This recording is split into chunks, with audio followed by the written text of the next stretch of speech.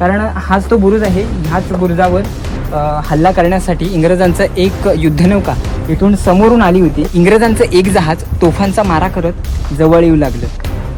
आता बुरुजाजवळ येताच अचानक एक एक करून तीनही युद्धनौका बुडायला लागल्या. हा प्रश्न पडला असेल की महाराजांची गलबत जहाजं या समुद्रामध्ये फिरत होती, मग ती का नाही बुडाली?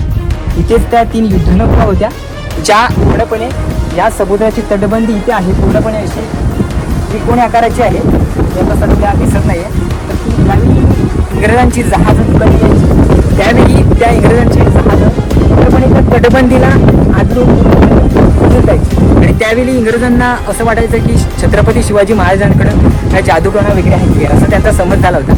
बाहेरचे लोक, बाहेरचे यूट्यूबर आपल्या गडकिल्ल्यांना भेट देण्यासाठी येत आहेत आणि आज आपण त्यांना काय शिकवतोय? शिव्या शिकवतोय, त्याचबरोबर तंबाखू खायला शिकवतोय. हे आज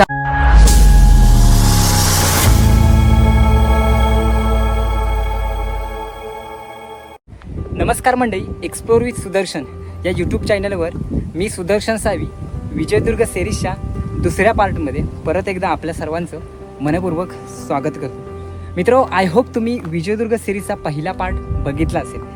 कारण पहिल्या पार्टमध्ये आपण प्रामुख्याने भुयारी मार्ग, तिहेरी तटबंदी, खुबलढा बुरुज अशा बऱ्याच गोष्टी पाहिल्या. पण आजच्या ब्लॉगमध्ये आपण विजयदुर्गचं रहस्य म्हटलं जाणारं म्हणजेच युद्धनौकांचं पारिपत्य करण्यासाठी समुद्राच्या पाण्यामध्ये बांधलेल्या तटबंदीचा आढावा आज आपण या व्हिडिओच्या माध्यमातून घेणार आहोत. तर प्रत्यक्षपणे आता आपण शिंदे बुरुजाच्या इथे जाऊया आणि तिथे जाऊन प्रत्यक्षपणे माहिती घेऊया. आणि आत्ता आपण जस्ट आलो आहोत शिंदे बुरुजाच्या इथे. हा बघितला तर शिंदे बुरुज आहे माझ्या पाठीमागे बघितलं. हा आहे शिंदे बुरुज, हा शिंदे बुरुज. आणि हा इतिहास प्रसिद्ध शिंदे बुरुज का म्हटला जातो हे आता आपण जाणून घेणार आहोत. कारण हाच तो बुरुज आहे. ह्याच बुरुजावर हल्ला करण्यासाठी इंग्रजांचं एक युद्धनौका इथून समोरून आली होती. आता ती काय कहाणी आहे ती आपण आज या व्हिडिओच्या माध्यमातून मित्रांनो जाणून घेणार आहोत. मित्र हो, हा इतिहास प्रसिद्ध शिंदे बुरुज इसवी सन 1720मध्ये मुंबईत ठाण बांधून बसलेल्या इंग्रजांनी विजयदुर्ग जिंकण्यासाठी 3 मजबूत युद्धनौका विजयदुर्गवर स्वारी करून आले आणि त्यांनी या बुरुजाच्या समोर 3 युद्धनौका त्यावेळी आल्या होत्या.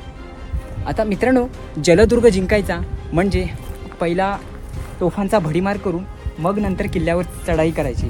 त्या अनुषंगाने इंग्रजांनी एक एक युद्धनौका या बुरुजाच्या जवळ यायला लागली. इंग्रजांचं एक जहाज तोफांचा मारा करत जवळ येऊ लागलं.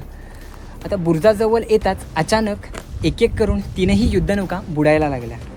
आता या युद्धनौका का बुडायला लागल्या हे त्यावेळी कोणालाही कळेना आणि त्यावेळी इंग्रज त्यांचा आरमार घेऊन परत निघून गेले. आता भर समुद्रात असून सुद्धा या युद्धनौका का बुडत होत्या? आता त्याचं कारण होतं विजयदुर्गच्या सभोवताली असणारी या समुद्राच्या पाण्याच्या खाली असलेली तटबंदी.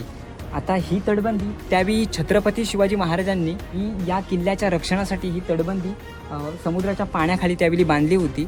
आणि ही तटबंदी इतकी खोल होती की जरी ओहोटी आली तरीही ती भिंत आहे ती प्रत्यक्षपणे या पाण्याच्या वरती दिसत नव्हती. तर आता मित्रांनो, तुम्हालाही हा प्रश्न पडला असेल की महाराजांची गलबत जहाजं या समुद्रामध्ये फिरत होती, मग ती का नाही बुडाली? त्याचं कारण असं की स्वराज्याची गलबत होती, जहाजं होती, जे मचवे होते त्यांचे तल होते ते उथळ आणि सपाट होते, त्यामुळे ते सहज या भिंतीवरून ये जा करत असत. परंतु इंग्रजांची जी जहाजं होती, युद्धनौका होती, त्यांचे तल होते ते उथळ, पूर्णपणे खोल आणि निमुळते होते.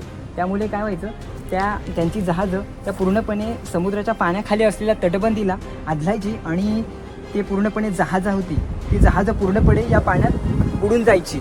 त्यावेळी इंग्रजांच्या अहवालामध्ये असं समजलं की ही जहाजं फुटली आणि त्याच्यामध्ये पाणी आत शिरल्यामुळे प्रत्यक्षपणे ही मोहीम मागे फिरवली गेली असा उल्लेख आढळतो.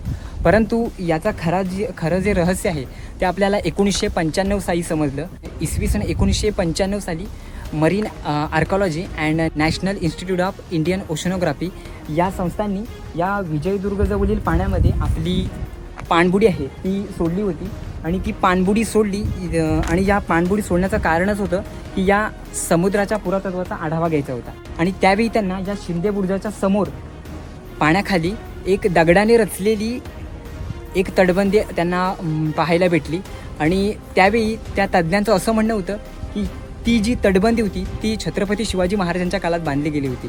आणि नक्कीच मित्रांनो, समुद्राच्या गर्भामध्ये असलेली ही तटबंदी नेहमीच विजयदुर्गच्या संरक्षणासाठी त्यावेळी ताट होती. आणि मित्रांनो, आजही ती मित्रांनो या समुद्राच्या पाण्यामध्ये तटबंदी आहे, परंतु आज आपल्याला तिथे कुठे निशाणी दिसत नाही, कारण ही ओहोटीतही ही तटबंदी अक्षरशः दिसत नाही तिथे आपल्याला.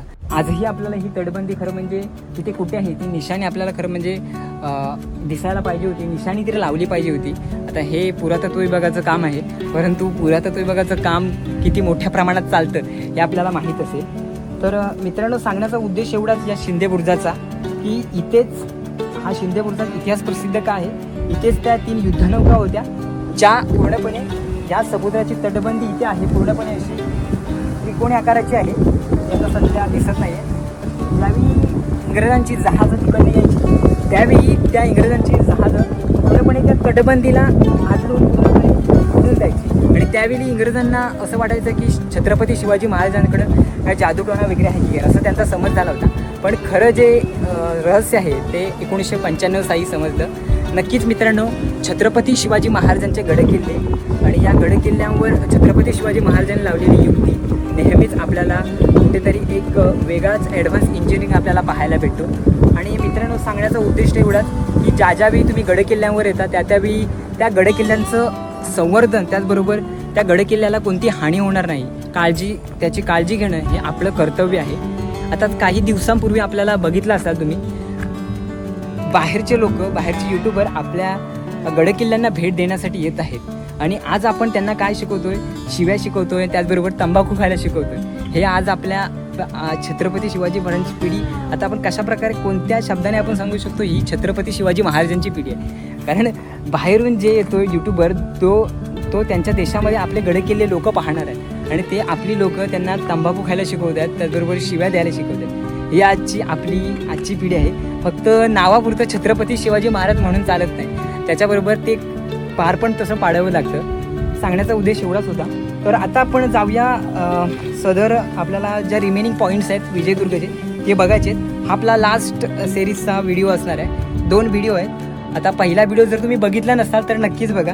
त्याच्यामध्ये आपण पूर्णपणे भुयारी मार्ग पाहिले आहेत, त्याचबरोबर साहेबाचे ओटे म्हणजे जिथे हिलियम वायूचा शोध लागला ती जागा सुद्धा आपण पहिल्या व्हिडिओमध्ये बघितली आहे. तर चला आता जे रिमेनिंग पॉईंट्स आहेत ते बघूया आणि नंतर मग ही सिरीज आपण इथेच एंड करूया.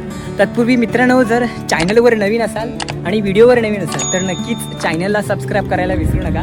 असेच गडकिल्ले आपण या यूट्यूब चॅनलवर एक्सप्लोर करत असतो. छत्रपती शिवाजी महाराजांचा इतिहास प्रत्येकाच्या घरात पोहोचवण्याचा प्रयत्न करत असतो. तर नक्कीच चॅनलवर नवीन असाल तर व्हिडिओला सबस्क्राईब करायला विसरू नका. तर चला आता आपण जाऊया सरळ जे रिमेनिंग पॉईंट्स आहेत तिथे.